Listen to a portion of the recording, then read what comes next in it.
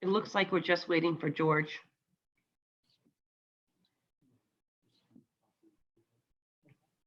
Yeah.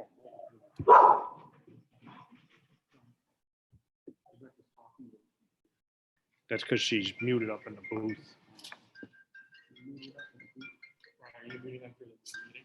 Huh? What, as far as what? Yeah. Yeah, they'll keep Zoom muted. We'll try to use the mics again.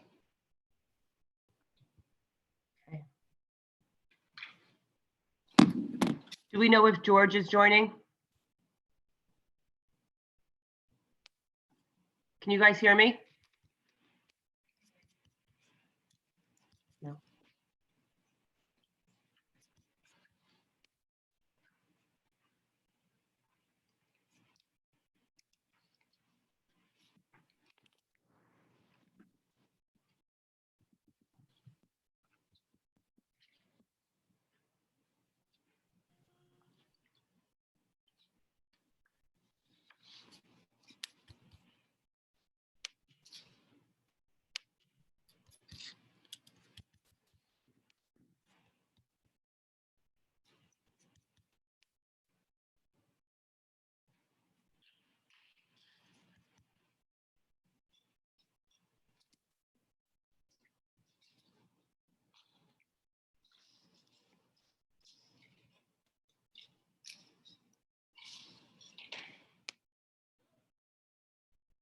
Oh, George is on.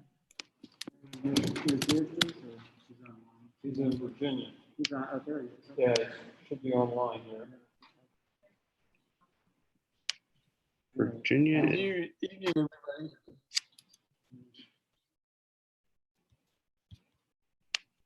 I think we can get started.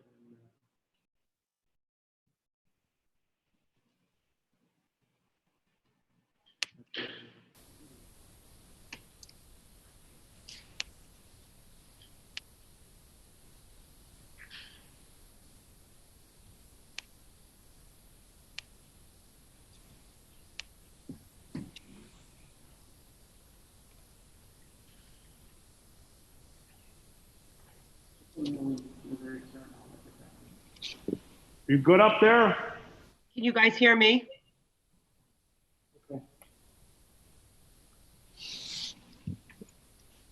Can you hear me? Hey, Rebecca. All right, you guys, let's begin by rising for the Pledge of Allegiance. Pledge allegiance to the flag of the United States of America and to the republic for which it stands, one nation, under God, indivisible, with liberty and justice for all. Okay. We're going to do a roll call. Steve. You're gonna have to turn that one up for the outside for Rebecca. She should be able to hear us over. I can hear you, but can you hear me? Well, he ain't fine, Rebecca. Okay. Okay, roll call, please. We have George Andrews. Yep, I see you. Rebecca there. Here, Yep. George Andrews. here, See him. Larry Diamond. I'm here. Rich Lamus. 4 present. Okay. Do I have a motion to approve the agenda for July 13th with the members of the committee reserving the right to add to the agenda and take further action in the best interest of the district? I have Larry, who's a second, Second, and George seconds it. Okay. A motion to approve the minutes of June 8th, 2020 meeting? Okay. Second. And second, okay, so we have Rich and Larry. Okay, our first item up for discussion tonight is the refunding of the bonds, and we'll hear from Jamie Doyle, the Managing Director of PFM Financial Advisors, LLC. Good evening, everyone. It's a pleasure to be with you virtually this evening. Believe it or not, your refunding opportunity coincides perfectly with the fact that we have set new all-time low interest rates just in March of this year. There was a spike upward when the stay-at-home order came out and we began to deal with COVID, but we're back down to those all-time low levels basically, which is great on the refinancing side of things. And hopefully you each have a copy of my handout in front of you. I'm going to go through that briefly. If not, I can screen share if I have that capability. We have it. You have it? Great. Yep. Perfect. So on page number 1, you have 4 bond issues that I'm focused on for this conversation. You have your series of 2013 bonds. You can see principal outstanding is just under 6.8 million on that series. The average existing interest rate is pretty low, 1.99%. And all of these issues are pretty short. The final maturity on the 2013s is 2027. But the estimated net savings right now on just that series is about 159,000. And I'm always conservative this early on with my estimates. So if we were having the sale today, we'd do a little better than this. Then we have the series of 2014 bonds, about 2.65 million outstanding on that one. Average existing rate of 1.92%, even shorter, final maturity of 2022. That one does not produce positive savings at this time, but I'm leaving it in the mix in case market conditions change and it does start to produce positive savings that, you know, I want to keep that in the conversation on the back burner. We won't actually refund that if it doesn't produce economic savings. And the numbers I'm going to show you in a minute do not include the 2014s, but I don't want to lose sight of it because it's getting close to producing savings. And then your 2014 AA bonds, about 6.56 million outstanding on that issue. Average existing rate of 2.377%. Final maturity of 2025 and about 206,000 of net savings to the district on that series of bonds. And then finally, your 2015 bonds, about 4.4 million outstanding, average rate of about 2%, final maturity 2023, and just barely in positive territory, about 15,000 of net savings on that one. So producing about 386,000 of net savings between the 3 series that have positive savings right now is about 2.17% of refunded principal. Again, this is a conservative estimate. We would do better than this if we were having the competitive internet auction today. And so that bottom section of page number 1, given the fact that all of these final maturity dates are so short, and this is just like many other refinancing opportunities that the district has undertaken in the past. We're simply proposing to replace those old higher rates with today's lower rates. We're not going to extend the debt at all. But given that these maturity dates are so short, we're proposing the dual track process whereby we do a competitive bank loan RFP to all of our PFM bank contacts and all of your local bank contacts. The administration will will get to see the distribution list before it goes out, and they can add or subtract any banks that they'd like to that list.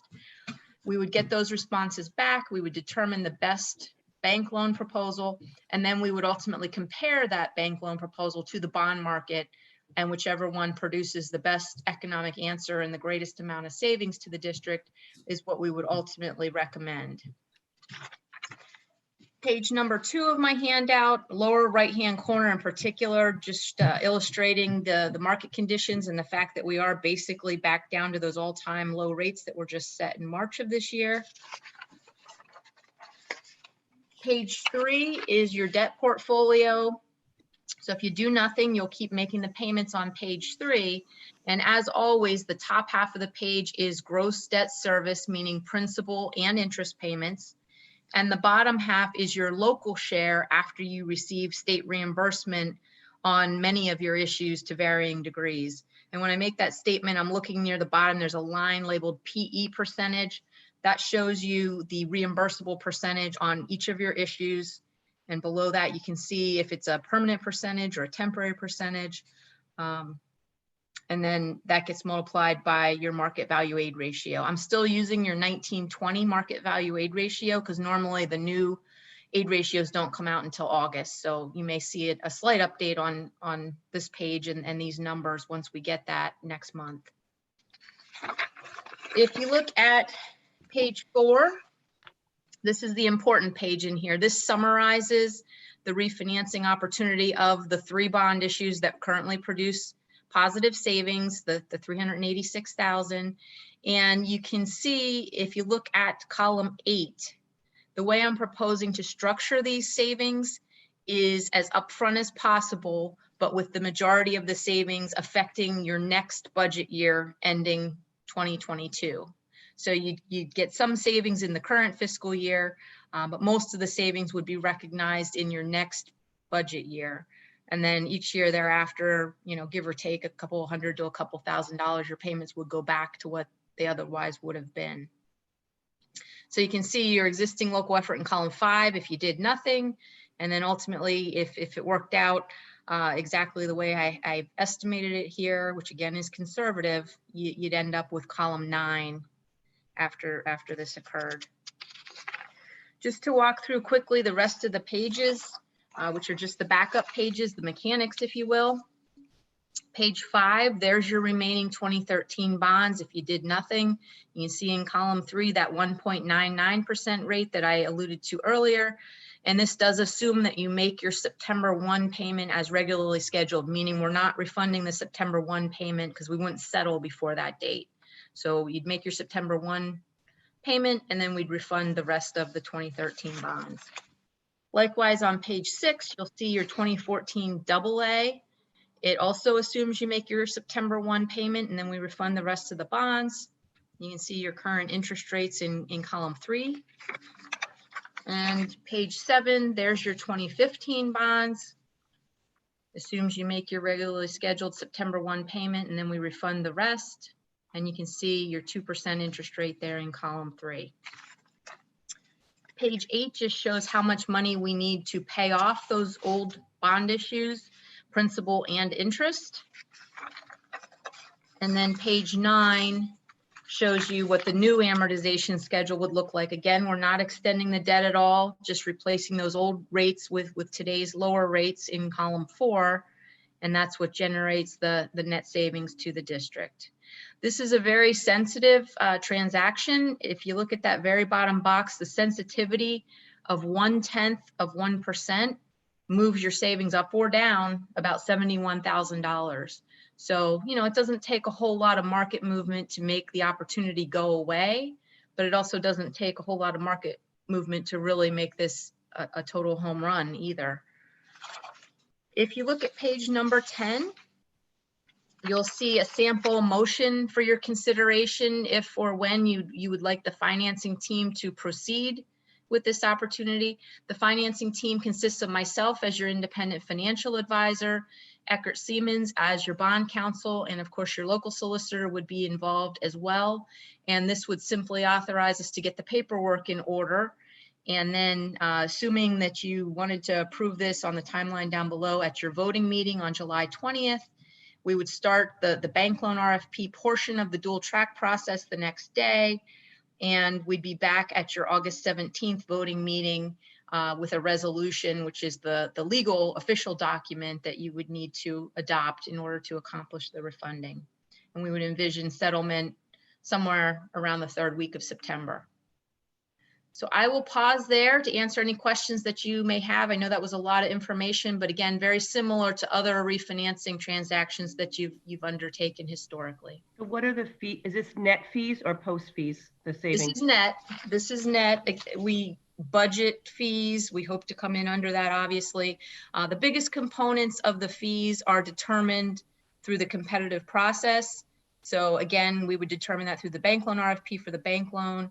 And if it turns out the bond issue is a better answer, that would be determined through the competitive internet process as far as the underwriter that gets selected and their commission.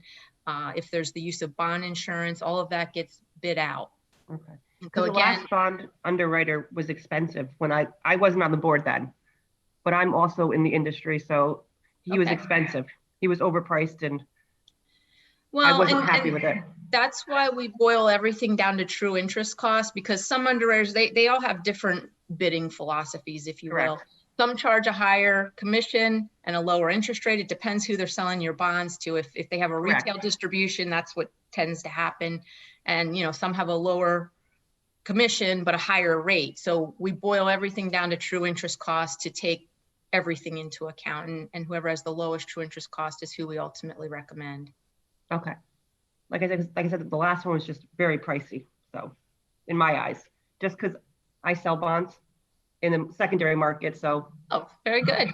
Very I'm a good. financial advisor, so I get what you do. But I just felt that his That's fees were great to have that expensive. expertise on the board. Yeah, so that's why I asked that question, Great question. I'll make sure the fees are built in, so. Absolutely, always. And the state shares netted out. You can see that at the bottom of page 9. So when I say net savings, I mean net of the budgeted cost of issuance and net of the state share, because Okay. unfortunately the state gets the same share of your savings as they pay on your debt service. Of course they do.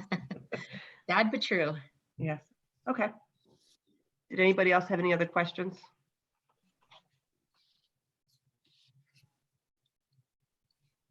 No, we know your expertise, Rebecca, so we appreciate it.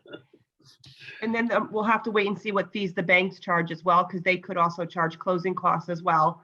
So we'll have to really weigh which is going to be the most savings, because with interest rates being as low as they are, because 10-year treasury is extremely low. Mhm. Bank lending rates are low, so. And the And it's banks gonna be are a- all over the place. The banks are all over the place as far as Mhm. what they're offering, Mhm. which is why we're suggesting in this Both. case, the dual track process. We don't always suggest that. Sometimes it makes sense, sometimes it doesn't. But Yeah. the banks have really come back in 2020. They weren't as good an option, in 2018 and 2019, I would say, after federal tax reform sort Mhm. of depleted the value of tax exempt to banks. But they're back in full force. They got to make money somehow. They're not, making it any other way, so. We want to leave no stone unturned. Whatever generates the greatest amount of savings to the district, that's what we'll ultimately recommend. And if we do the bank route with this, right now we have staggered maturities of our bonds. Will it be one maturity will we extend out like 2022 to the latest maturity date if we went bank route? Or would we stagger the maturities of the bank loans as well? We'll have one maturity date. So that's a great point. Your 3 issues that we're refunding, they all currently pay principal and interest on September 1 and then interest only on March 1. So you'll see the new proposed issue on page 9 mirrors that. Okay. It mirrors that repayment schedule. Okay. And that can be that way, whether it's a bank loan or a bond issue.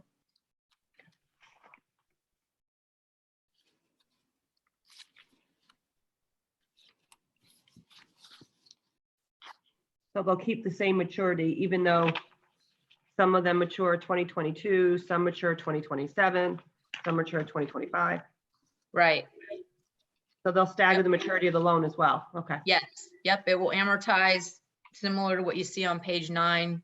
It'll get re-amortized a little bit based on the winning bid, but it'll look by and large like page 9.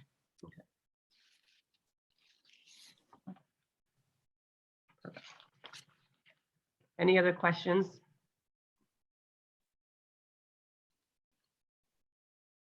I guess the silence means no other questions. Thank you so Very much, good. Jamie. I appreciate you taking the time to meet with us tonight, and we look forward to next steps, whatever we decide to do. Very good. Thank you. Thank you. Thanks, Jamie. You're welcome. So next on our agenda Thank you. is investment strategies with Mike Stamara. Hope I didn't butcher your name. He's a relationship manager with PSDLAF, Pennsylvania School District Liquid Asset Fund. Good evening. Can you hear me, Rebecca? Yes, I can, yes. And I didn't butcher your name, did I? No, you did fantastic. Okay, good. Thank you. So excellent.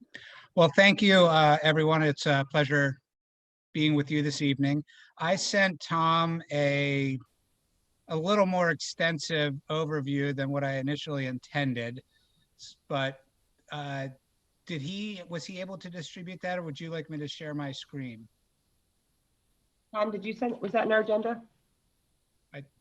I sent it today, actually. Oh, then probably not. Okay. No, we have it here, Rebecca. Okay, Tom will share it for us. Oh, excellent. Brian, could you share it? So you haven't seen it. Basically, I'll get started. My name's Mike Stramara. I am an employee of RBC Capital Markets and RBC Global Asset Management. We are the investment advisor for the Pennsylvania School District Liquid Asset Fund, which is one of 3 local government investment pools in the Commonwealth of Pennsylvania. We have a very long-standing relationship with the school district in helping them with their cash flows and the assets that they have, and managing them to provide safety, liquidity, and obviously as much return as we can get within those guidelines. Excellent. The first 9 pages are very much geared towards where we are today from an economic standpoint. I'm not going to go through each one of these pages in detail, but I will make sure that you all get a copy of this so you can read it. Jamie hit on some good points earlier. Obviously, the savings that you're reaping from the refinancing is due to the extremely low interest rate environment that we find ourselves in today, which, as great as that is for refinancing bonds or issuing new debt, it is not good for earning any money on the cash that you have. And fortunately for the East Stroudsburg Area School District, you are, as we sit here today, in a very healthy cash situation. Unlike a lot of your peers out there who aren't quite sure how they're going to get through this year.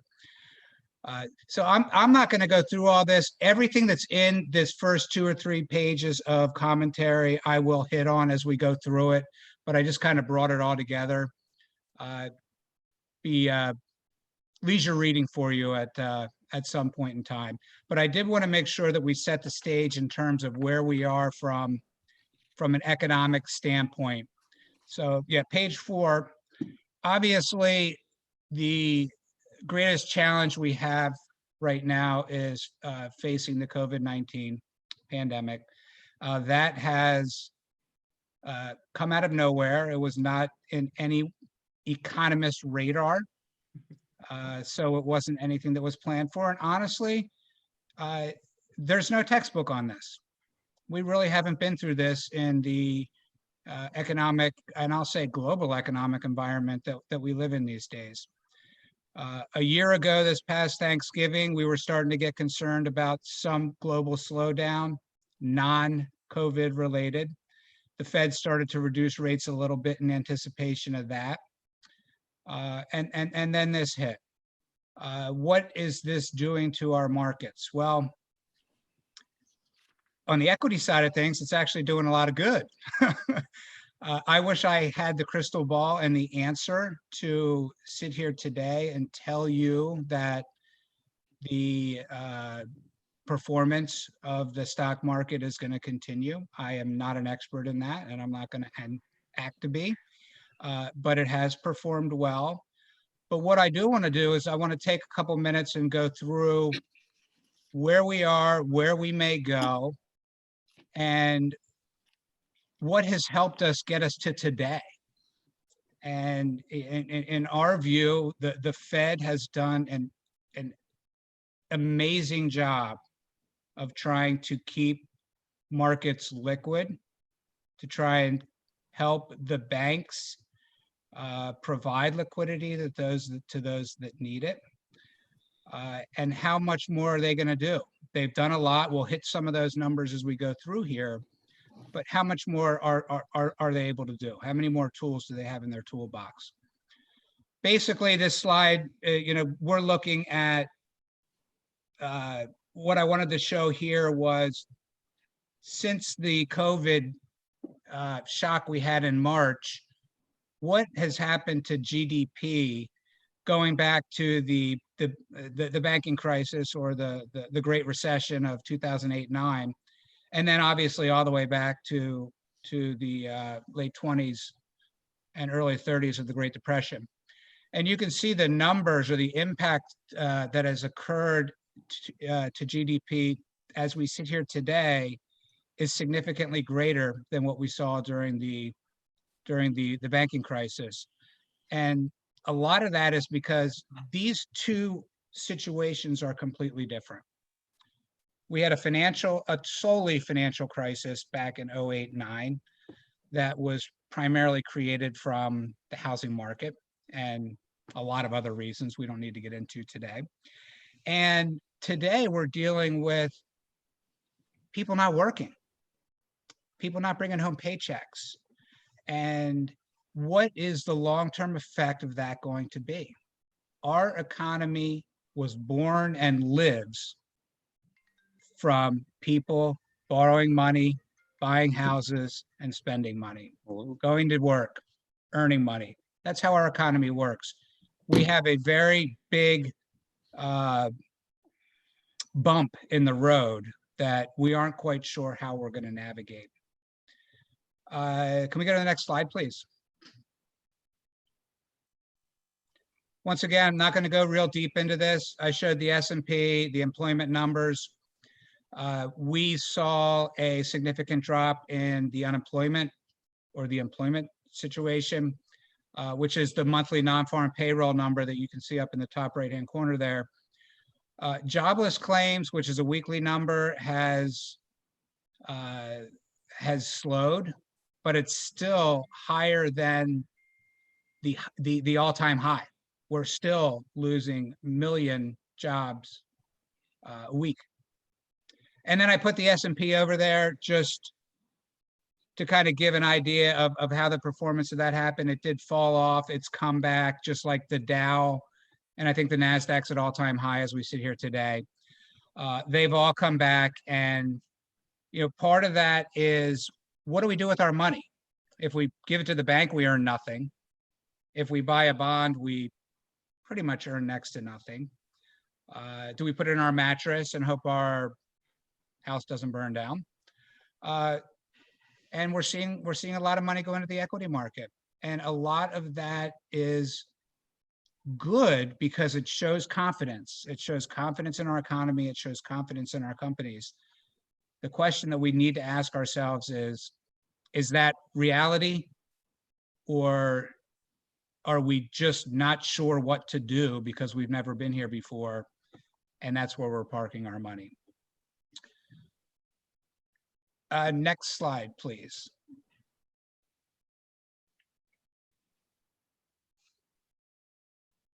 Or do I have the ability to move the slide?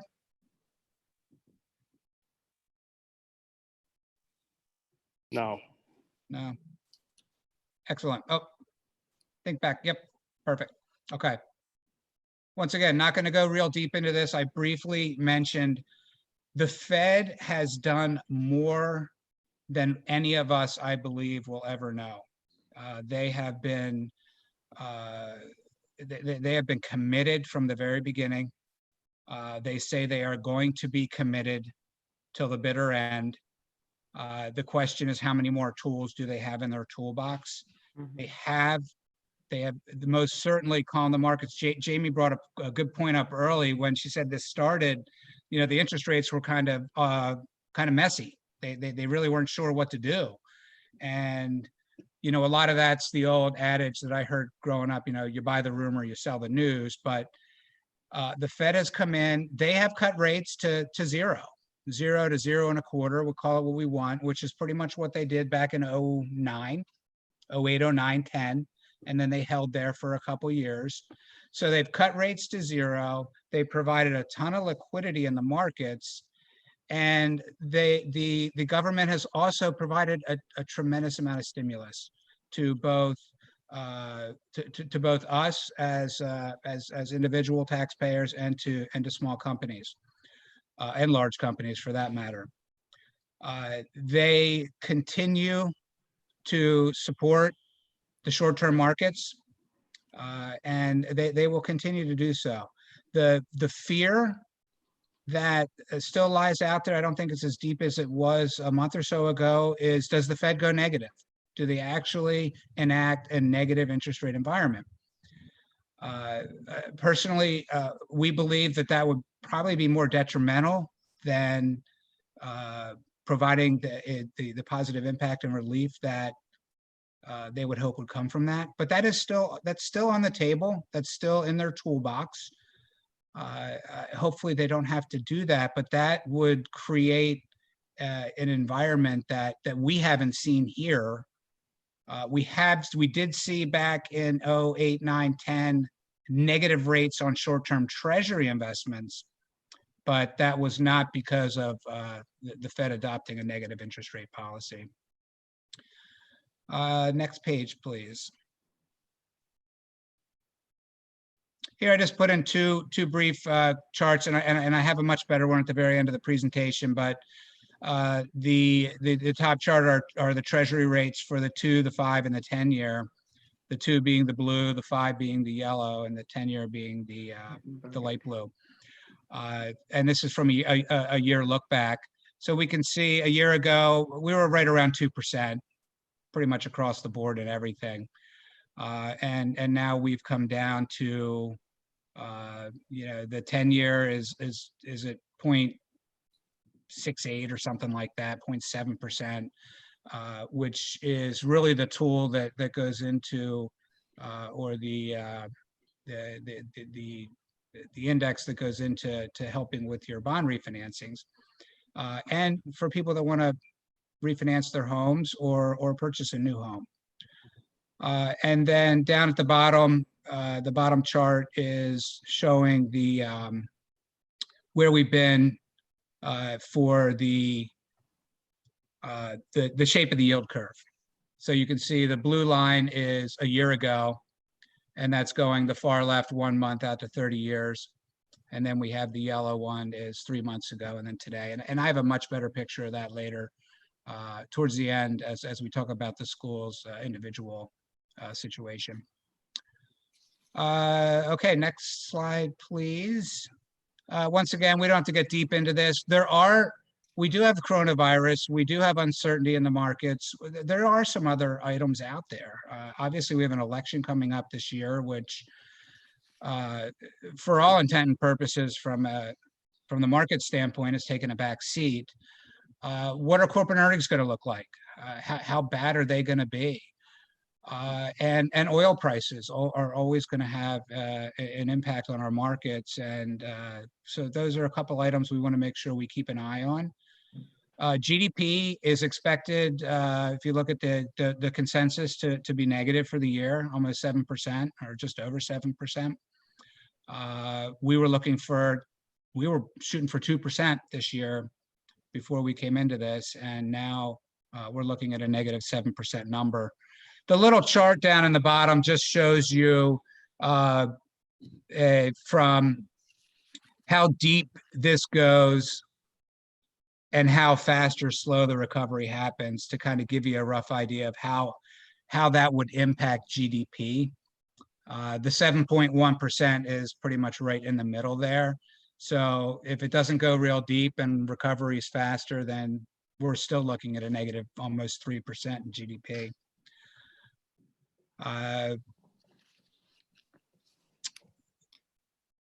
do want to hit on one item I did put in here. The Fed, it's the second bullet point under risk assets. You know, the Fed can provide liquidity. Okay, it can help companies, but it can't prevent companies from going bad. It can't help reduce the number of defaults that happen out there. And it can't come out and actually support the equity markets. So the Fed's using the tools that they have in their toolbox to provide liquidity, to help calm the markets. But we need to remember the Fed's role here. They are a liquidity provider. And I don't think they're going to stray from that course. All right, and then the last slide's another graph, I think, or not the last slide, but the next slide. We'll see this a little bit. We'll see this graph very similar to this a little bit later. Any questions on the market before I get into talking a little bit about the permissible investments and the school districts, current situation in terms of investments? Excellent. Okay. School districts are restricted in the Commonwealth of Pennsylvania to what they are legally permitted and legally not permitted to own. Safety, I don't care if we're in the world's greatest market or in the world's worst market, safety should always, always, always be at the top of our list. We are dealing with taxpayer dollars here, and safety in our mind trumps everything, and we feel confident you as a board feel the same way, but the safety of our funds is paramount to anything. Obviously, getting access to our funds is just as important. So having the funds invested in a manner that provides enough liquidity to meet your expenditures. And then yield. Yield is very important. Yield, the annual interest earnings are a part of the budget. And if we go back 10 years ago, I feel pretty confident they really weren't part of the budget because they were so nominal. They were in the budget, but it didn't amount to much of anything. But over the past 3 to 4 years, we have seen interest of $1 million, which is a big number. And that's a very, very, very big hole to fill when we find ourselves in this significant interest rate change in the market. So on the next slide, we'll hit a little bit about the safety. I don't want to be too elementary, but I really think it's important that we do understand what we can and can't do. So the investments for schools in PA are governed by the school code of 1949. And within that school code is section 440.1, which outlines and details the permitted investments that you are able to engage in. Act 72 of 1971 was an act that was created to permit schools to deposit funds with financial institutions that exceeded the FDIC insurance, which back then was $100,000. Today it's $250,000. So the banks were complaining that they couldn't get enough deposits because 100 grand's nothing. Act 72 creates an environment where you can deposit millions of dollars with a bank as long as they are secured as defined and outlined in Act 72 of 1971. And then Act 10 just came out a couple years ago. It seems like a couple years ago. I guess we're coming up on 4 years now. Act 10 actually expanded the permitted investments for school districts in the Commonwealth. And we'll talk about those when we hit, I think, the next slide about what those investments were. And then below, collateral, just talking a little bit about what secures your deposit, either government guaranteed, whether it's FDIC or whether it's through a treasury, or collateralized per Act 72. The next slide, which I think will hopefully quench some people's visual thirst. I have two circles here. 440.1, which we just talked about, are the permitted investments per the school code. And that yellowish circle is kind of what existed prior to Act 10.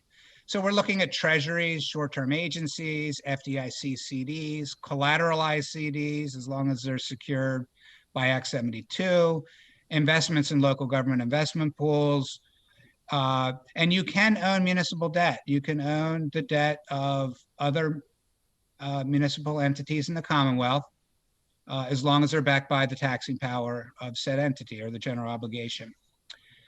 And Jamie hit on it a little bit. The problem with municipal debt is usually when a school's issuing debt, they're not issuing 3-month or 6-month or 1-year debt.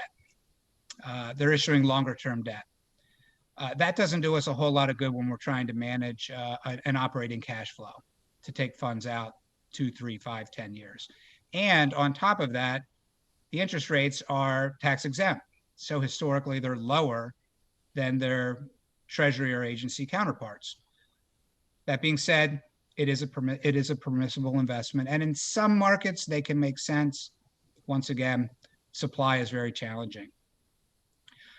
Repos, money market funds, and FDI pooled insurance, those three are in the middle because they existed under the school code.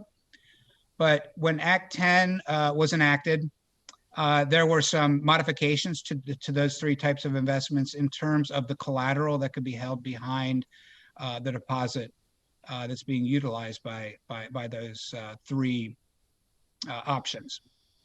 The far right shows us what has changed with Act 10.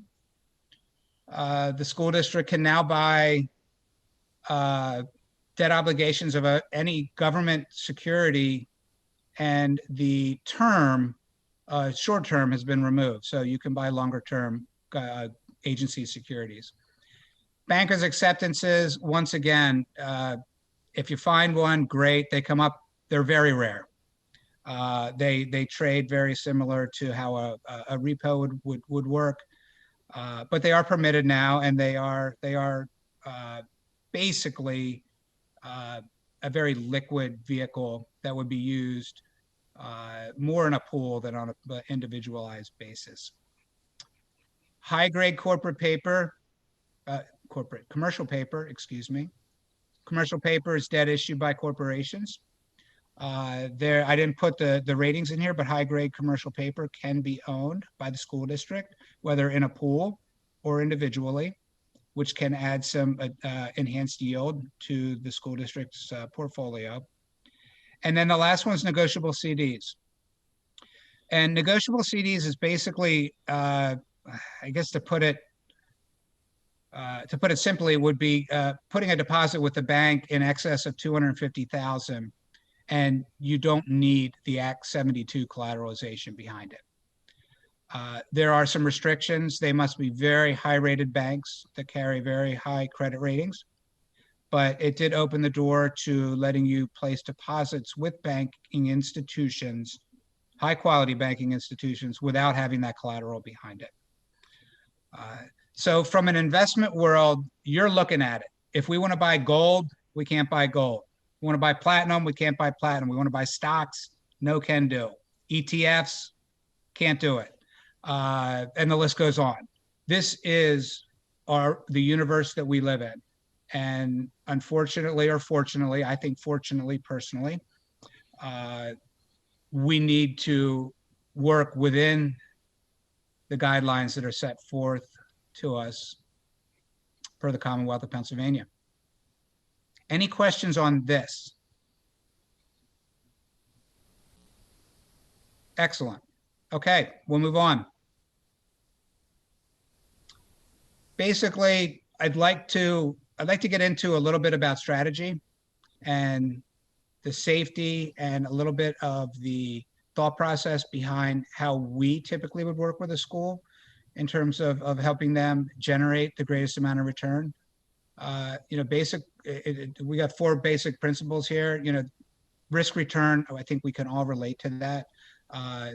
is it worth going out 3 years and generating a level of return if I'm giving up liquidity? Cash flow profile. We work hand in glove with the school every single year, your school district, to develop a cash flow, which is a comprehensive overview of the pretty much weekly receipts and expenditures that the school district has experienced over the past year or two, and put that into a forecast for the upcoming year. Obviously, we want to have diversified portfolios and the shape of the yield curve, which today is flat, boring. Greater the risk, the greater return. Sounds simple, but you know what? We often forget that. If we see something that's too good to be true, it probably isn't. On the next slide, we'll talk a little bit more about the cash flow.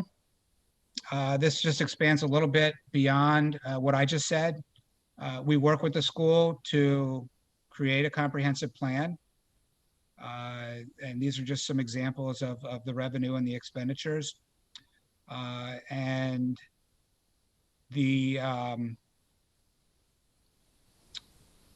then we also work with the school, if there's any, changes in debt service, bond issuance, like you're doing a refinancing right now.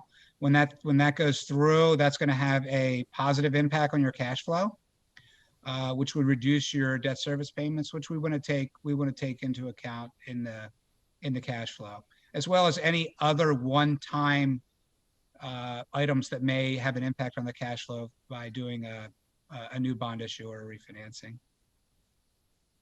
On the next slide, this is the school district looking back at the past 2 years, investments held with PSDLAF. We can see on the left-hand side was last fiscal year. And rates that fiscal year started out in the 2s and got up into the mid 2s. And the school earned just under $1 million in total interest income. And then this past fiscal year, we started in the mid 2s. We ended the fiscal year in just below 0.5%, and now we're down to 0.1%, 0 to 25. And we can see that our interest earnings went from 950 to 600,000, and last year was an average rate of 170 something. You're going to be down. It's going to be a painful number in terms of the interest return on the general fund. Questions on this? Yes. Do you know how Peasers has fared so far? How Peasers has fared so far? Yeah. I'm glad you bring that up. As far as we know, they have been okay. The equity market actually helps them quite a bit. I think my bigger concern as we sit here today is, fortunately for the school districts across the Commonwealth, PDE kept the funding to each school district level this fiscal year, meaning whatever you got from the state last year, you're going to get from the state this year, it doesn't sound great. We hope it goes up. And there was actually $100 million that should have been distributed to the schools in Wolf's original plan. But level funding in this environment is absolutely phenomenal. My question is, where are they going to get the money to do the level funding? Their revenues are down billions of dollars. So we have not heard of any dramatic impact on Peasers. If the equity market takes a turn, which it's inevitably going to at some point in time, it's just, is it a V turn, or is it, a drop and then a swoosh type of recovery? But I've not heard, I don't have anything negative to report that I've heard from Peasers. Tom may be able to provide a little more guidance on that. That's fine. Keep moving. Okay. And then the next page is just that the chart that kind of blew it up and show you. You can see a year ago is the green bar chart, and we go from left to right 1 month out to 30 years, and then you can see 3 months ago versus today. You can see the very, very, very short rates are basically 5 basis points, 10 basis points, all the way out to the the 10 years at 0.68 and the 30 years at been hovering around 130, something like that. Just to kind of give you a picture of the yield curve.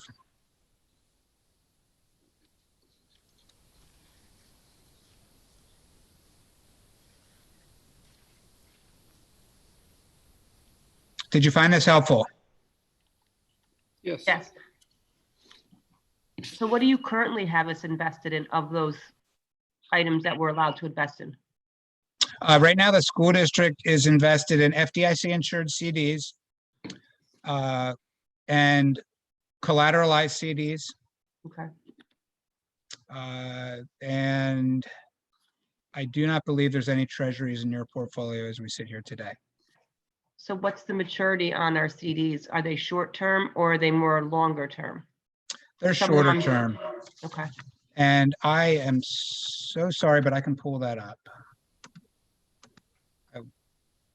I can tell you exactly what you have. You do have some FDIC CDs that are still in the mid to low ones. That's why I was asking, because maybe some were a little bit longer that were still sort of good, but not great. Yeah, you do have some of those. Unfortunately, with a district of your size, the FDIC CDs are $250,000 pieces each. Right. So it wasn't anything too significant, but Okay. I'll tell you right now. So what are our normal terms that we usually choose for our CDs? We typically have been keeping most of the funds inside of the current fiscal year plus next fiscal year. So 2 years maximum. Okay. We've been keeping most of the funds even shorter than that. Are we allowed to utilize, if they're a safe bank, the online rates?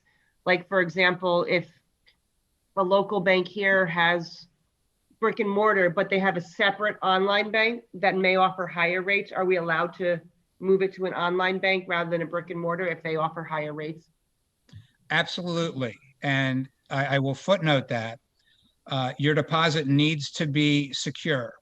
So Correct. if you give the online bank more than $250,000, Mhm. they need to provide to the school district collateral for everything that exceeds that. So if you gave them $1,250,000, Okay. they would need to segregate or provide to the school $1 million worth of collateral against that excess deposit with the online bank. Do banks usually do that? Do Banks they- have to do But that. do they That's the want law. to? Is my point is, do they want to? Do they, would they you know rather what? just take 250? That's a great question. Do they want to? In this market today, they really don't want to do anything Okay. because they don't need the money. They don't want the money. Banks are so flush with cash right now. Could you go to multiple online banks and give them $250,000 each? Absolutely, you could if the rate were good. The other thing is a lot of times online, the online rate is for all of us on the phone call Correct. and not for what would be considered a corporate entity, I guess, almost Gotcha, at that point okay. in time. Okay. And what part of our job is to reach out to as many banks as we can find, bring them in, have them collateralize the deposit and give you that rate. Unfortunately, like you said, a lot of banks, especially the smaller ones and the online ones, they can't afford to pay for the collateral. Correct. But that's a great question. Just because I noticed some banks have specific online rates if you open it online versus if you walk into the bank, and they're actual brick and mortar banks, but they just have two separate entities. Yep. They're We get the online call and every day. Every day, a business manager saying, "Hey, I just got an investment at this bank and they're paying me 2%. Right. Give them a call." And we call them and they're Right. like, well, who are you? And we tell them. And Yeah. So it's challenging because we see that, we read it in the paper, we drive by the billboards and we see you get 1.2, and then you look at your statement, you're getting 0.25. Correct. And it's like, what are we doing wrong? Right. I'd like to think you're not doing anything wrong. That's part of what our job is. Our job is to help you find the best rates. Okay. So we can do either brick and mortar or online, as long as the online bank will let us take advantage of those rates. Yep, it's tax ID per FDIC number. Okay. So if the online bank is the same FDIC number as the brick and mortar, then you can only have it at one place. Right.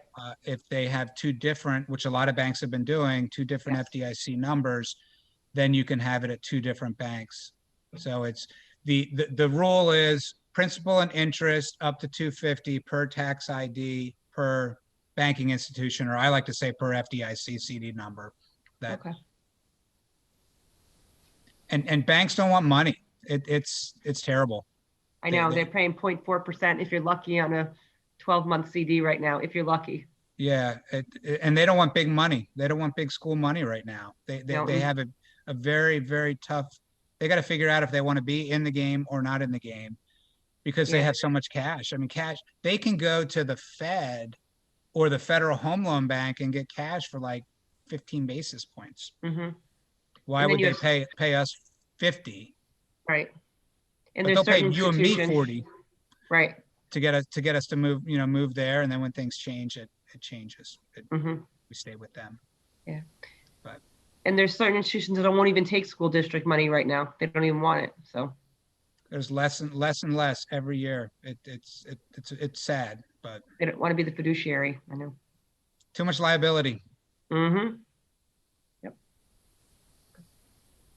Well, I hope this was helpful. I probably went a little longer than I had hoped, but I hope everyone found it informational, and I'm around. Unfortunately, I can't come there in person, but I am more than happy to do that when things Get better. when we get back to normal. Whenever that is, right? The new normal, yes. Yeah. All right. Well, thank you so much. We really appreciate it. Before I let them go, any other questions? I just want to thank both Rebecca and Mike for the information we got. I learned a lot just now. Well, thank you for your time, all of you. Thanks, George. All right. Stay safe. All right. So next up on the agenda, we have the food delivery update from Melissa Colavecchio, our new food service director. Are you there, Melissa?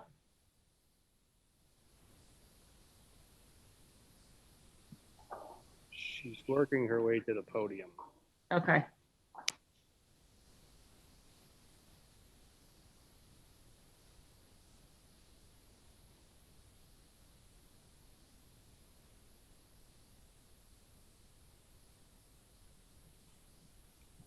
There she is.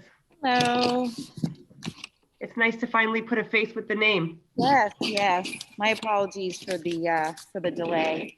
No, it's okay. For those that Welcome aboard. am I echoing here? Yeah, okay. I'm Melissa Colavecchio, the new food service director, the new Paul, if you will. I'd just like to give a very brief update on our summer meal program. We've served over 4,800 meals since the start of the summer bagged meal program beginning July 1st. Our most recent program, the adult bag lunch meals, are going well. Our numbers are slightly lower than expected, but the feedback is positive, and we are hopeful that those meals will continue to increase. Our average daily reimbursement for each student meal is $2.97. Our projected reimbursement for July is $317,000. The total projected expenses for July are $266,000, leaving an anticipated profit of $51,000. Right now, we have approximately 34 employees that are willing to work the summer meal program. We do anticipate some staffing issues for the month of August because of vacations, but we're going to work through them, be creative with staffing. Does anyone have any questions for me?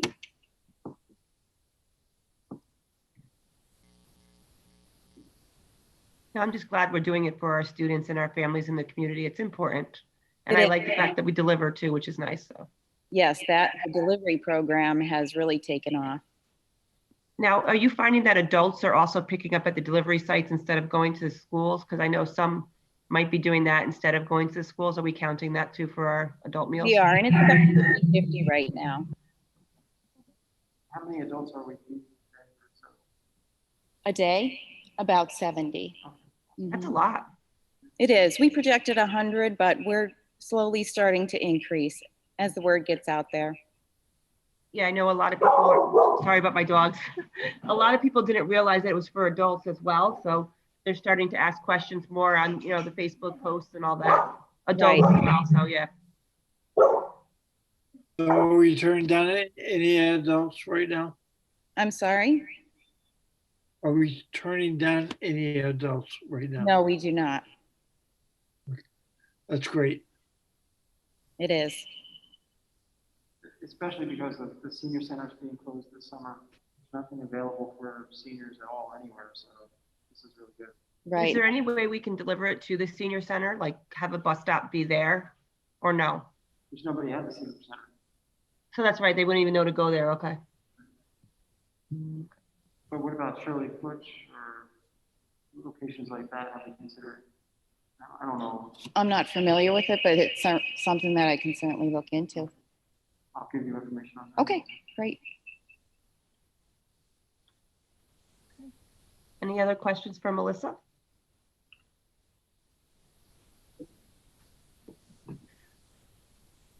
If not, well, we look forward to the school year with you as well, and it's finally nice to meet you. Yes, you as well. The school year will be an interesting startup. Yes, it will. Never what we expected. No, not at all. Okay, well, thank you so much, And good Melissa. luck on the new job. Thank you very much. Have a good evening.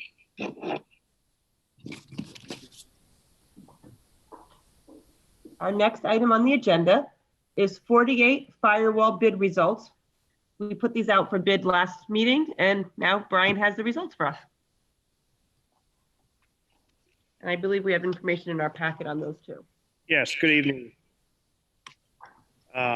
We did put out a bid for a firewall. Our current firewall is over 5 years old. And with the amount of internet bandwidth we've been increasing the last several years, the device is now at capacity. We've vetted several solutions over the past 9 months and finalized on this.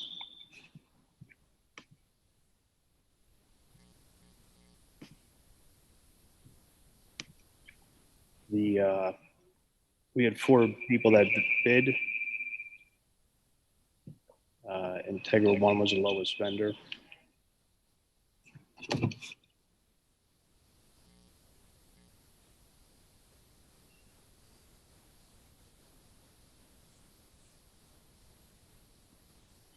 I can get nothing from what Brian is saying.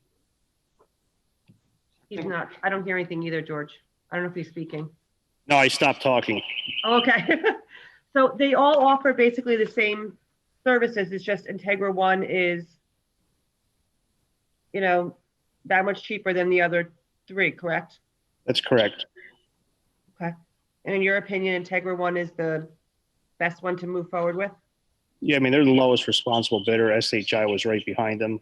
Mm-hmm. I've been dealing with Integra One for a while. We've bought stuff from SHI. They're another good vendor too. They were just a little bit lower than them. Okay. And how long of a contract is this for? So this gives us 2 firewall appliance boxes. Okay. In addition, it's 5 years maintenance on those boxes. Okay. And are we financing it or are we paying it? This is paid out of the CARES Act, the ESSER funding. Okay. That's good. So it's fully funded by federal money. Okay. Right, because it's something that we need to do. Yes, George? Brian, if we waited a month so I could read over everything, would that change the quote? Would it change what? if we waited a month so I could digest all that was in the quote, would that It's not much really in the change quote, price of the quote? because we That's why I wanted discussed to look at this. it. Yeah, because I know we discussed this the last meeting, all the details of it, and this is just what it's gonna cost us to upgrade it. So, About $50,000 a year. well, we're not, it's coming out of the CARES Act money, George. We're not, it's not coming out of our budget. It's coming out of that $1.7 million that we have to use for COVID. I think you're talking about another issue, George. I think there's two type things to me. Am I correct in my assumption that it's coming out of that $1.7 million we got, that we have to spend? That is correct. Okay, so it's not a line item in our Okay. budget, it's extra money that we got that we have to spend to upgrade things Okay. like this. That's fine. I just don't want to take it out of our, our budget's tight right now. Right, it's with coming all out the of things COVID going money. on. Yeah, And this is so COVID money, so. if we get money from other areas, okay. But I just. I know, I get what you're saying. George, if you want to set a time up to talk on the phone, I can review anything that you have questions about. My concern is the normal budget, and if we are taking money out of that for this, with all the other things going on, plus what I think we're gonna have to pay to implement the COVIS project, or because I think we're gonna have to do Google Classroom and all. We're gonna And have we to buy need this to do, cameras. we need this to do Google Classroom, because if we don't upgrade our bandwidth, it won't be able to support the Google Classroom, so it has to coincide together. But I'm saying with Google Classroom, we're gonna have to buy cameras for each classroom so they can do it. We're gonna have to buy microphones for the teachers. So Their laptops when can the do it. teacher- But if they sit in So front of their when- computers, they can do Google. If I'm sitting like this on my computer, they can still teach. Yeah, but the teacher's gonna have to have a remote mic on them. There's no Yeah. way they can just do it in front of it. So we're looking at a big expense Right. for that. So I'm trying to just, I have no problem with what Brian's saying, but we're just trying to say, okay, how does it work with the expenses that we're gonna have come up Right. I with understand. implementing all this stuff? Like you were saying, you wanna have Google Classroom, so if your kid can't come to school that day, Mhm. okay, they can go on their time slot on Google Classroom and be there with the rest of the class, Mhm. which is what you, if I remember. if Yes, I would like that. Yes, that's you're correct. what you wanted. Okay, I do want So- that. Yes. so that's why Right. I'm asking the question. Right. And I know what Brian was, my concern is, will our current bandwidth that we have support any type of online learning or multifaceted learning like that with our current system? And if it doesn't, That's then all our plans are, useless without Just like that. just like you, we're trying to figure out this big picture. Exactly. It's crazy. So It gets crazier and crazier every day. Mhm. Yes. So Brian, we do need this in order to support any more internet within our school district, correct? Yes, the current firewall we have is a bottleneck. So we can't use the additional bandwidth until we upgrade that appliance. Right. And if we're going to do any type of learning from home while the teacher's in school, we need that, correct? Because we have so many teachers and students on our platform at the same time. Yes, for internet traffic that would be coming back to the school district, yes. Does anybody else have any questions about that? Are we okay with moving that lowest bidder forward, or, because I think we have to get this done sooner rather than later, because we have to get it in before school starts, correct?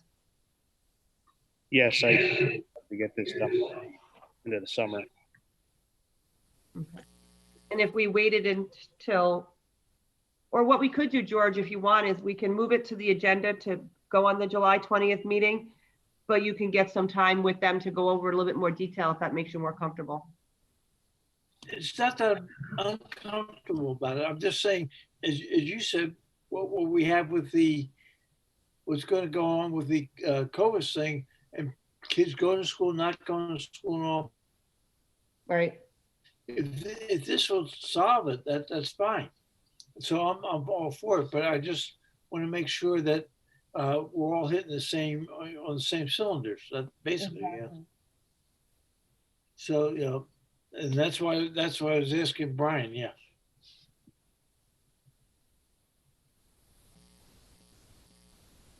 Anybody else have any other questions for Brian in regards to Intrig 1 for our upgrading of our firewall and bandwidth?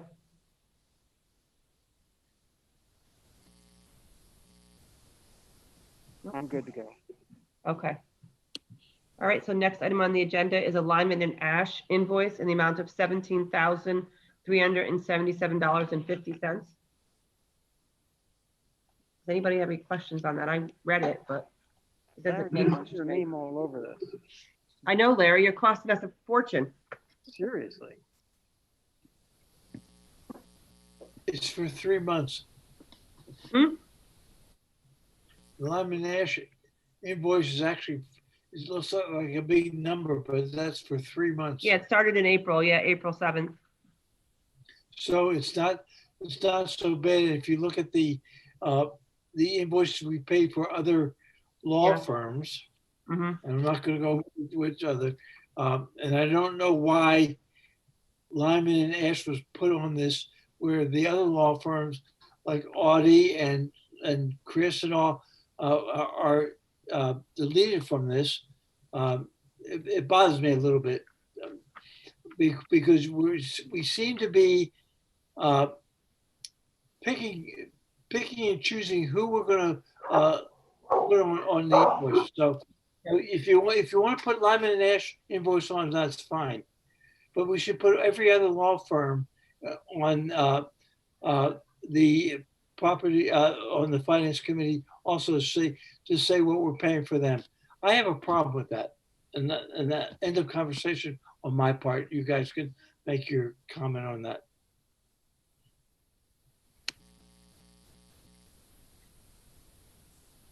Thank you for that, George.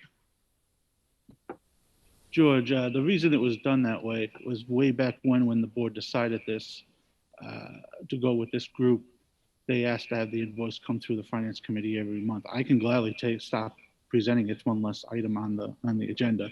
But if the committee does not want to see it anymore, I have no problem doing that. Tom, I understand that. And I was giving my frustration because I think it's unfair that we're picking out one law firm with all the law firms we deal with and putting them on every month.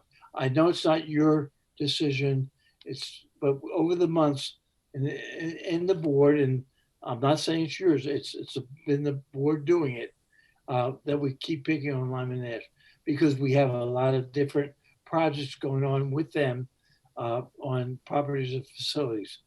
I'm just frustrated that they seem to be the ones that we point out. We don't talk about Sweats. We don't talk about Ali. We don't talk about Chris Brown. We just put Lyman and Ash.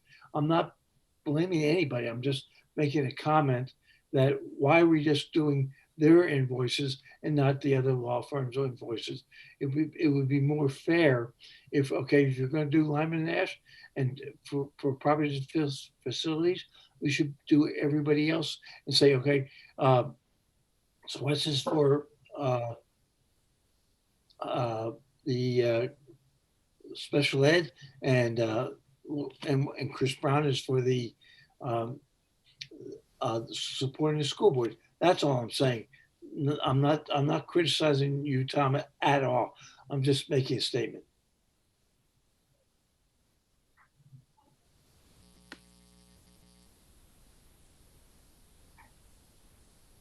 So it sounds Any like other- a board decision that we need to make. Can we make a decision to bring forward the other bills if they're over a certain dollar amount? Can we have those bills looked at as well? Is that something we can do? Or can we just have all legal bills excluded from the public agenda? I mean, it is something that we can keep to ourselves because it's a Right. matter of Exactly.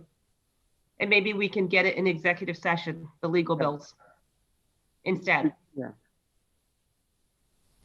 And that way we can say, we can see all I legal don't bills. see- uh, yeah. Rebecca, I don't see where it makes a difference whether you do it in the board meeting or executive, because we're not saying individual bills. We're just saying law firms. Correct. We're saying legal. We have legal Lyman and Ash. We have legal Chris Brown. We have Right. legal Audie. But if we We're not see saying it, what they're doing. right, correct. We're just But saying usually on the this- agenda, on their invoices, it references something, I'm guessing, correct, Tom? Because I know Lyman and Ash changed up their bills recently because they, in their letter they wrote us, they didn't want to put certain things on the public. So is that why we don't see the other legal bills on the agenda? Well, Okay, and that's so- fine. The other people can do the same thing. We can make this very easy. At the next meeting tomorrow night, we have one. We could just say, we don't want to see these in the board book for the general public, but it has to be in our board book when we make the approvals. That's all. I think that would be fair. And it'll be one less item to discuss at the finance committee and we can just get it in our board books. And it'll be on the list of payment of bills because we have to We have pay to the make bills that- at our regular board meeting. Right. Yeah, I just think it was wrong to put Lyman and Ash, and I'm not about Lyman and Ash or any other law firm. I just think it was wrong to Single every them out. time we talk about to put them on and nobody else. That's where I'm coming from. Right, and I guess that's something the board directed to do before.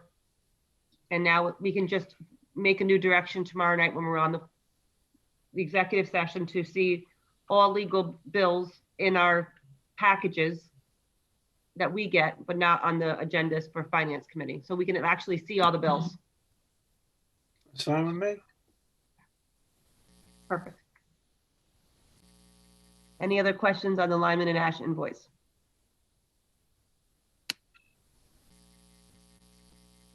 Okay, moving along.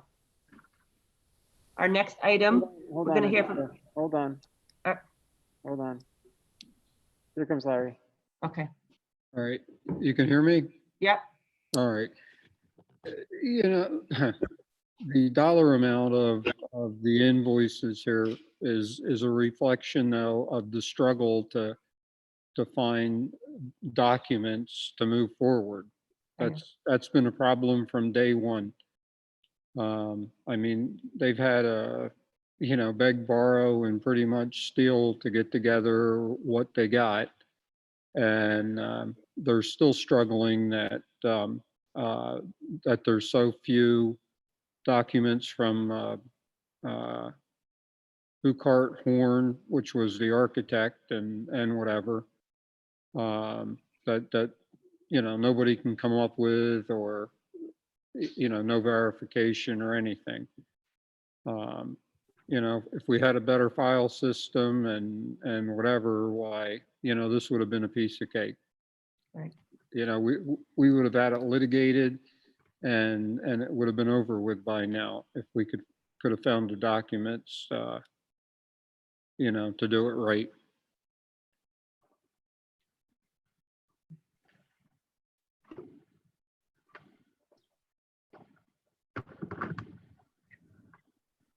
Anything else on the Lyman and Ash bill?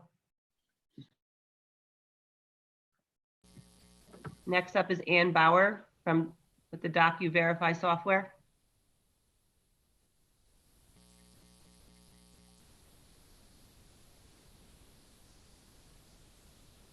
Good afternoon. Can you hear me? Yes, I can. Wonderful. I'm sorry that my visual isn't coming up. I believe I have some sort of technical difficulty. Let me introduce myself. My name is Ann Bauer, and I serve as your child accounting coordinator at East Your what? Shasta. Child accounting coordinator. Okay. And I supervise our registration department here in East Strasburg School District.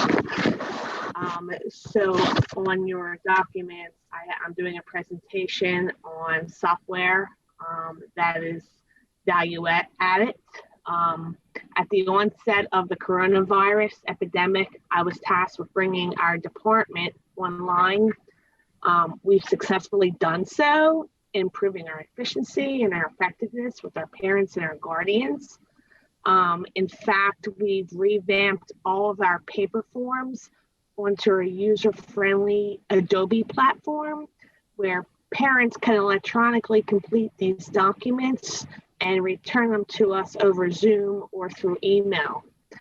The missing link to our entire registration process is, at the moment, the incompletion of not notarizing our documents in registration. So Act 26 requires a sworn statement notarized, as well as our district policy requires us to notarize affidavits. Affidavits such as our McKinney-Vento students, our non-resident students, homebound instruction, residency affidavits. These are all sworn statements that need to be notarized. Pennsylvania passed what they call SB 841, which opened access for public PA school districts to utilize a remote online notary secure platform.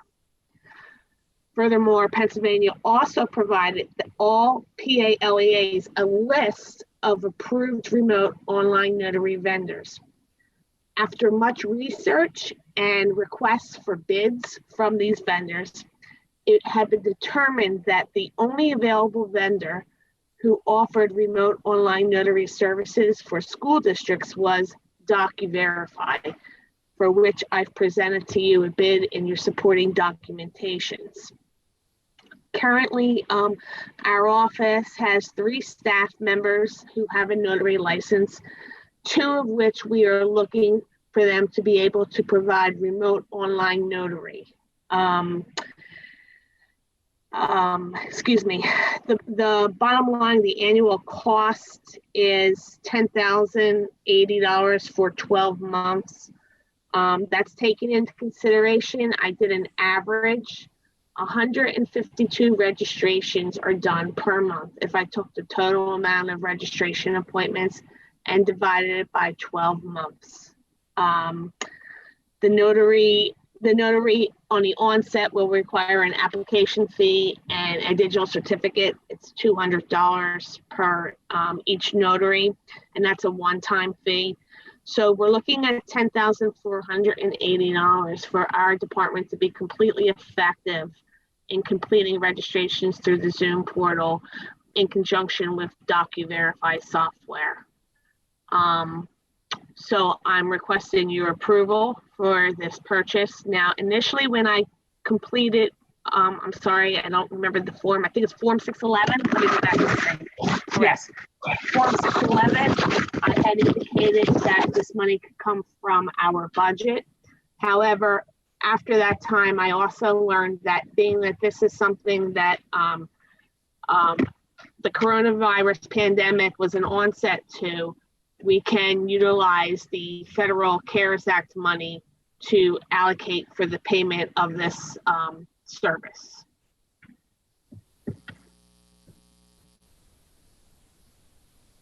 So let me ask, do you have any questions for me? This is Rich. My first question would be my first statement would be, can we ensure that this will only be used for enrollments or pieces of information that are coming from parents or caregivers to the district? Absolutely, because the licensing is only for my 2 notaries. No one can share the licensing. Right, but it'll only be used for registrations, nothing else. Nobody can say, I can't call you and say, can you remote notarize this for me? Okay, so the process is that the registration secretary sends the parent a notification that there is a document ready to be notarized. The parent goes onto the site, they sign on, they provide credentials that are required, acceptable driver's license, passport, valid ID. They sign their portion. The notary looks at the documentation, they see them over a video conference. The notary asks questions that only the person that would be signing the affidavit would know. For example, date of birth of a child might be a question. And then the parent signs it online and it's downloaded. The system actually creates a series where, in the old-fashioned way, if a notary documented something, they would have to write it in their journal and they would have to make comments on it. The system is fully functioning and it takes away all of the handwriting in a notary journal, and it keeps an electronic copy of every validated notary.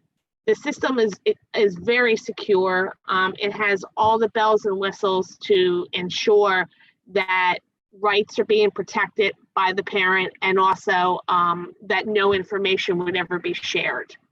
I certainly have no intent of sharing this software with anyone in the district other than the registration department. So it'll only be used to And- register students.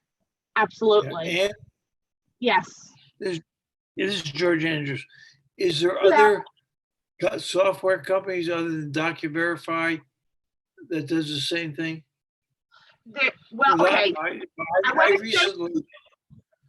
I've recently done a couple things on the internet and TV and all to get my equipment on it. So have we looked at anything else other than DocuVerify software, or is that the best one out there? Okay, so on Form 611, George, I also indicated other notaries that I reached out to. I believe there were approximately 12, 3 of which I listed, and all the notaries that Pan provided to us as acceptable notaries, they only provide transactions for real estate or mortgage brokers. They're not equipped today to support educational entities. So the reason why I only presented you with one bid from DocVerify is they are the sole provider of remote online notary resources to educational institutions. So what you're saying is DocVerify software is as with you checking it out, is the only one that's for the educational community? Correct. Okay, that's what I wanted to know. Thank you. You're quite welcome. Larry, did you have any questions? Yeah, it's 10,000 for the to get started, and then it was $2 for each one after that. Sure, Larry, that's a valid comment. That $2 is an optional extra bonus security that above and beyond what we're already doing, what they call KBA, which is looking through the Zoom. I honestly don't feel that is necessary. It's not required. The DocVerify adds that as a bonus and recommends it, but it's not required by the Pennsylvania notary to have that additional charge. So it was never going to be my intent or my office's intent to utilize that part of the estimate. All right, and then I was having a hard time hearing you, but we average like 152 a month. Correct. So that would be like 3,600 a year, right? Right. As far as transactions, but on the DocVerify document, the system works on credits. So for every document that we notarize, we use 4 credits. So they multiplied 152 transactions times 12 months times 4 credits. And that's how they figured out how many transactions we would utilize and how many licenses we would need on the actual bid. And it's every month we do 152 notaries? So not exactly. It's an average, Rebecca. The month of August, we do 352 notaries. Right, because of kindergarten registration and all that. I'm sure in the summer we do a lot. Right. But September, we average about 280. But So in like January, you probably don't have that many. no. So what I did is I downloaded from our Acuity software the registrations that we had for one solid year. I Okay. took the total, divided the total transactions by 12, and I came up with an average of 152 transactions per month. And you're going to have people that aren't going to want to do it this way. They're going to want to come in and see you still. Well, okay, we have an option for a parent to come in if they have no technology. Okay, so right now we're doing all of our registrations through Zoom. Okay. I have not, in the time that I've started this, I have not had one family indicate to us that they have no technology in order to complete this registration. So they can do it via their cell phone then, if they don't They have can do internet at home. Correct. They can do their cell phone, they can do computer, they can do their iPad. Yes, so we've worked very, very diligently with our parents to have them embrace technology. And this will be just another layer of offering a service to parents, whereas they don't actually have to come into the building. And we're also creating that social distancing by not having our parents come into the office. Should they need to come to the office, we would not have to use the system. We could do it the old-fashioned way, or we could do it face-to-face here. So we have many options, Rebecca. Okay, and the only people that'll be in doing the notary, it won't be an outside service. It'll be the 2 notaries that you have currently employed in your office. Correct. The 2 notaries will be utilizing the software to conduct notary transactions. And the only notary transactions that will occur will be for the registration department. Like I should say that every parent that enrolls a child into our district automatically is always going to have one notary transaction, because every parent who comes in needs to sign Act 26, which is a sworn statement attesting to whether your child has been previously suspended or expelled. Okay. So guarantee there's always going to be one document for every child that enrolls. Okay. Subsequently, we have our foster students that require an affidavit. The resident host families require an affidavit. We have our non-resident students living with someone other than their parent. So we do have several documents, but for the most part, it's simply going to be one document that's going to be notarized per family, per student. Okay. Any other questions in regards to the cost or the usage of this service? So what are we doing right now that we can't notarize? We're not notarizing, and that's my concern. Because when COVID, the Pennsylvania does not make life easy for us registration department people. Pennsylvania will not allow us to notarize through Zoom, which was the original intent. I'm not allowed to notarize through Zoom. But you can with this service. So yes, because they are accredited or they're selected, and they have provided to the state all their credentials that they are secure and that their integrity is there. They don't feel that Zoom, as far as doing notaries, is at the highest level of value and integrity. All right, what about Adobe? I'm sorry, who was speaking? Larry was. Hi, Larry. Hi. What can I answer about Adobe, Larry? Well, I thought Adobe was one of the big ones that had document signature. It does. But what it doesn't have is a certification to do online notaries. Our team developed Adobe forms that are completely fillable for the parents when we transact back and forth. However, I'm not allowed to notarize. Adobe doesn't have a notary function. I can create a form, but it's not secure to just pass a form to a parent. You would have to pass it through Zoom. And again, we hit that hurdle where they said, no, you can't do that. So are you gonna have to go back and notarize all these forms that you did previously? Call these parents back up to redo them once this service becomes available? It's not a discussion that I've had.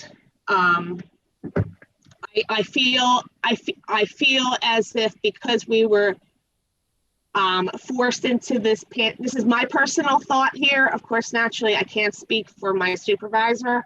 I feel that since we were forced to be put into this situation, the state would allow us to have that grace period to move on to a service. Whereas going backwards, I don't think is going to benefit anyone at this time. All right, is this a one-year contract then? Yes, it would be a one-year contract, correct? So worst case next year, if we go back to the new norm, a normal registration, they can come in and get notarized in person? They can. I will tell you the system that we're using through Zoom is very effective. It is actually cut our appointment times, sometimes almost in half, as far as one student being 30 minutes, now it's taking us 15 minutes. Because here's what's happening. When a parent comes into our building and we tell them many, many times, you need to provide X, Y, Z in documentation, and mom accidentally forgets this document. Well, now they're home. And they can say, oh, let me go to my filing cabinet and grab that right away. So it does do us a service, and I feel that it does the parent a service as well. All right, I'm just really concerned about, fraud and whatever. Me too. Have you had the opportunity to review the stringent encryption that they use on the document of the bid? I'm not just so much concerned with that. I just know there's people out there that, have many addresses and many residencies and they've made a career out of these type of things. And I just, Barry, I don't think that it would be much different than where we are right now. I would not say by at large, Larry, if I have maybe one or two applications for registration that I consider questionable in my career, that's a lot. And keep in mind, our policies allow us to investigate any perceived falsified documents. So we can go out and we can send our attendance officers to investigate any enrollment. that's true. Okay, thank you. You're quite welcome, Larry.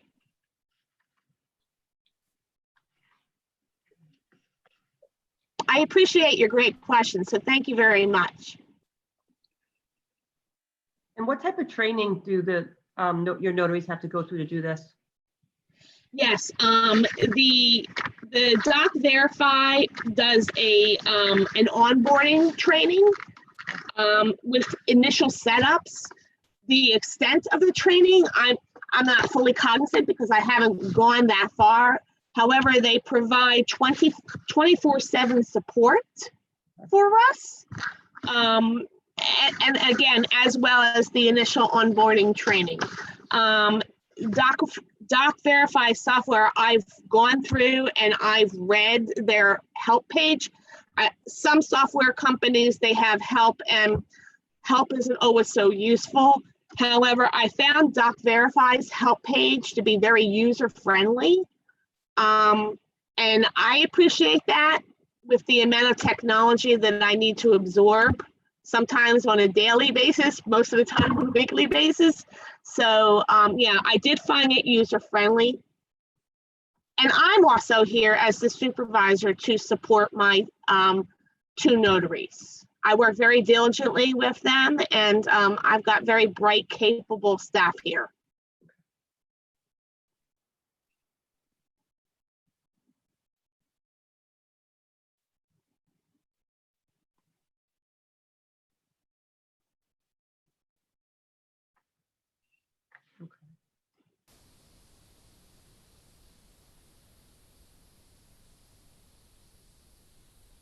Any other questions or comments?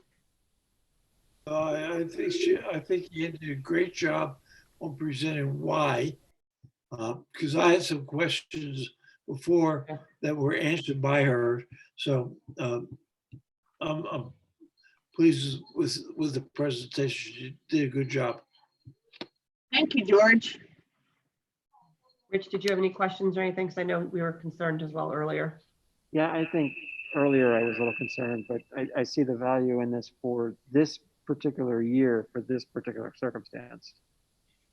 I don't know if I would say that this would go forward at years after that, but I think this is good. Okay, great. Rich, I agree with your comment there. Same here. Thank you. All right, next item on the agenda, our current project within the district. We finally get to hear from Tom. I'm here. Just the usual, usual update on the projects in the district. As you can see, we got the North Roof project started back up again with another payment. Resca Roof is just about done. Then we have a couple more payments for the new flooring at Resica and also JTL. So just an update. Any questions? Anybody, any questions? No. Right now on the screen, I just have the agenda, so I didn't see what, the current projects within the district, so. It was just the floor, the cameras, the roof. Correct? Did I miss anything? Nope. The quiet month. It's just a couple of small projects that we have going on in the district. I've been doing this for a couple months now, just to give the finance committee aware of the costs of the projects we're currently doing. And then last but not least, Tom, stay there. Our year-end budget transfers and assignments of fund balances. Yes, yes, we do. This is just, I just want to give you a heads up. You'll see something on the board agenda. It's just every year by the state law that we have to just have board approval to complete budget transfers, anything necessary, especially once we get into the audit season, which is about a month away, and they start having us doing different journal entries as per the Tom, the only thing we have on in accruals throughout the year. So I just didn't want everyone to be shocked when they see it. Just a small blurb, just saying, giving the authorization to do the year-end budget transfers and assignment of fund balance. Right now on the screen, all I have is your year-end budget transfers assignment on the agenda. I see nothing of what you just talked about. Yeah, I don't have anything. We're not going to be doing any reassignment of any fund balance this year. We're going to see how everything lays out at the end of this year, and obviously what's going to happen next year. But just mostly verbiage. It's just going to be mostly the budget transfers, transferring in and out, trying to balance everything out throughout our entire budget, our 8,500. I have no problems with that. I don't see on the screen anything what we're talking about. Because I don't have anything to present. There's just a statement. I was making a discussion item. He was just letting us know that we're going to see it on the board meeting for July 20th, because the state law requires him to present it to us. So he's giving us a heads up that he's going to present it in July. There's going to be no dollar amounts. It's just going to a broad statements allowing me to make the changes within our financial system. I hear you. Okay. So if we have no questions on that item, our last item to do would be, or one of the last items, I believe, is payment of bills. Do I have, can I read them all, or do I have to read them individually? Or just say recognition to pay by the properties and facilities to pay the following bills? Or do I have to read them all? Oh, Pay the bills as presented. I have no objection to you just saying, here they are. Okay.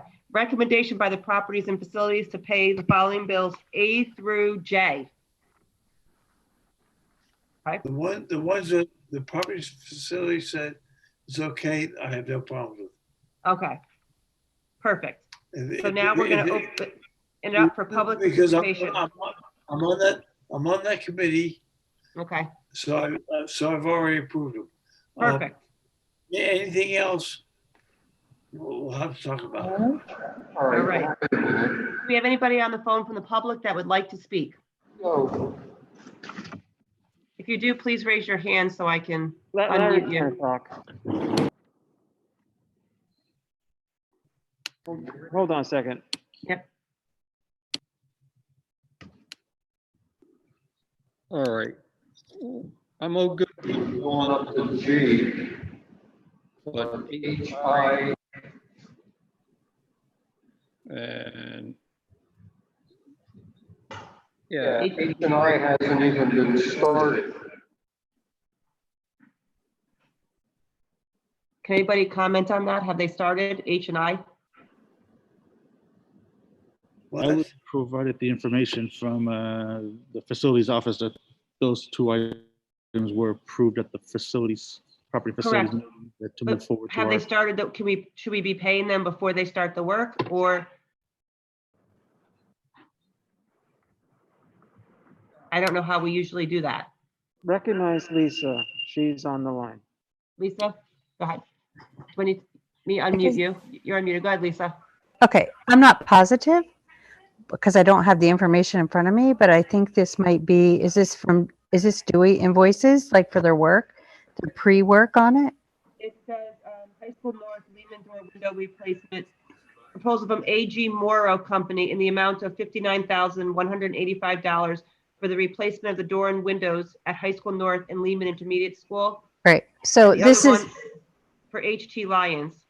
okay, so we're just approving that company to do the work for that amount of money. We're not paying an invoice per se. That's just the approval for Okay. AG Morrow Company to do the job for $59,000 and as well as the boiler.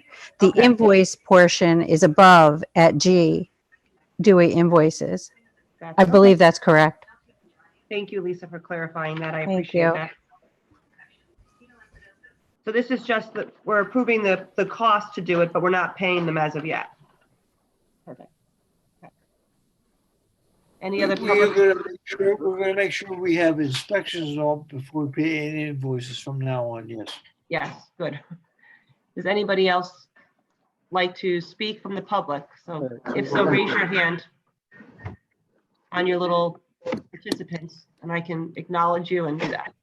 Do you have a question, Larry? Yeah, so are we gonna hold H and I?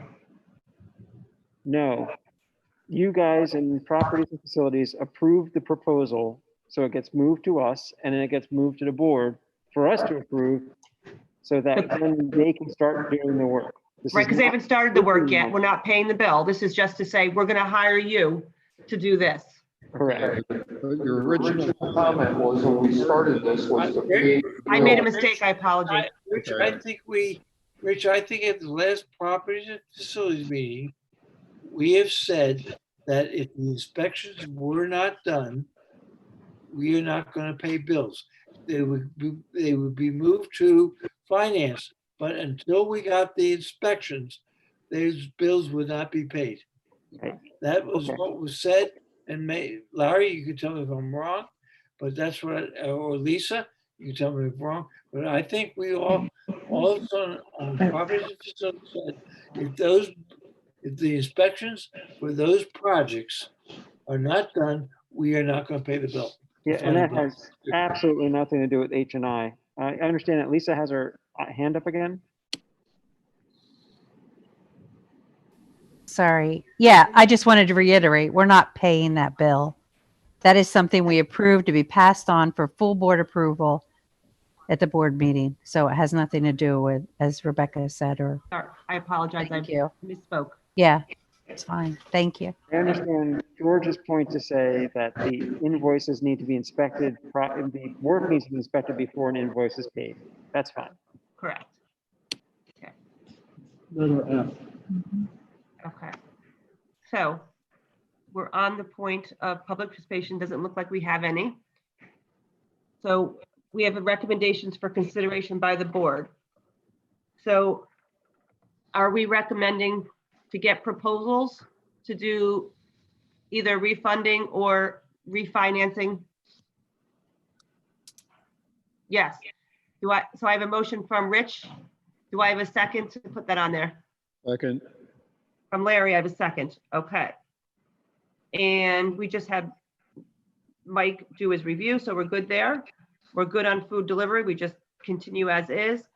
Do we have a motion to move forward the firewall for intra-zone, which was the lowest bidder?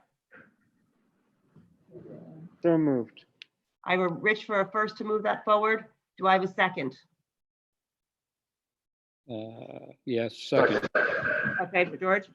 And obviously, we're going to pay the invoice for Lyman and Ash, and we're going to present tomorrow going forward that we will see all legal bills in our board packets, and they'll no longer be on the agenda.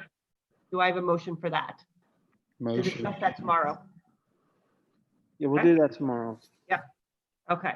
And then the next one is the DocuVerify software. Do we want to move forward with that for this year and revisit a contract for the following year? So moved. Okay, George, and I see Rich nodding for a second. Second. Okay, and we don't need to do anything for the current projects or the year-end budget transfers because we'll see that on our discussion. And we're going to move forward the recommendations by the properties and facilities for the projects listed below. Yes. Okay. Is there anything else that I missed that we need to discuss before we have a motion to adjourn? So Lyman and Ash, do we need to recommend for approval? We recommend that we're going to be setting it not in the not in the board book, but do we need to have a motion and a second on moving To it? pay it? Yes, so. We have a motion to pay the invoice of $17,377.50. So moved. Here, George, do I have a second? Second. And then there's Rich. Okay. Do I have, the next meeting will be August 10th, 2020 at 5:30. Rebecca, Yes. I just need a second for the properties and facility items. Oh, it was Rich nodding his head. I had it as the first. Oh, okay. Who seconded that? George, Larry? Thought it Who was that? George did? Yeah. Okay. Thank you. And do I have a motion to adjourn? No. What? So moved. Okay. And a second, please. Second. Second. Larry, thank you. And I'll see you guys on Zoom tomorrow. Woohoo. Yep. We'll see you tomorrow. All right. All right. We're going to be sick of each other soon, I'm telling you. Tomorrow, 5:30. Yep. Good night. Right.